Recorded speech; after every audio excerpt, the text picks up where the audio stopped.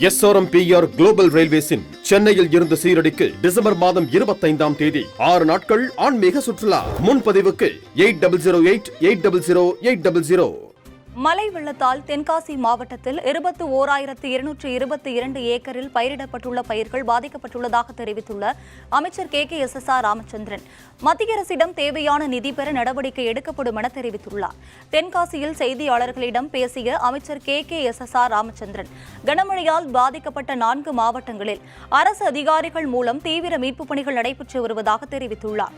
தென்காசி மாவட்டத்தை பொறுத்தமட்டில் 83 வீடுகள் பாதிப்புக்குள்ளாகியுள்ளதாகவும் 21,222 ஏக்கர் விவசாய நிலங்கள் சேதமடைந்துள்ளதாகவும் தெரிவித்துள்ளார். மத்திய குழு சேத மதிப்பு குறித்து ஆய்வு செய்ய வரும்போது பயிர்கள் பாதிப்புகள் குறித்து முறையிட்டு மத்திய அரசிடம் தேவையான நிதி பெற நடவடிக்கை எடுக்கப்படும் என அவர் தெரிவித்துள்ளார்.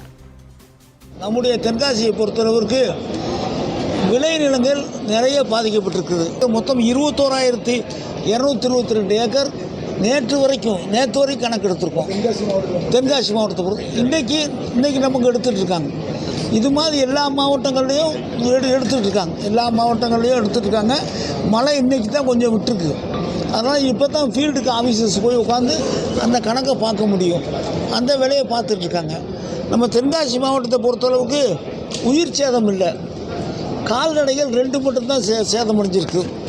மொத்தம் 15 முகாம் நம்ம இங்கே தென்காசி மாவட்டத்தில் இருக்கிறது.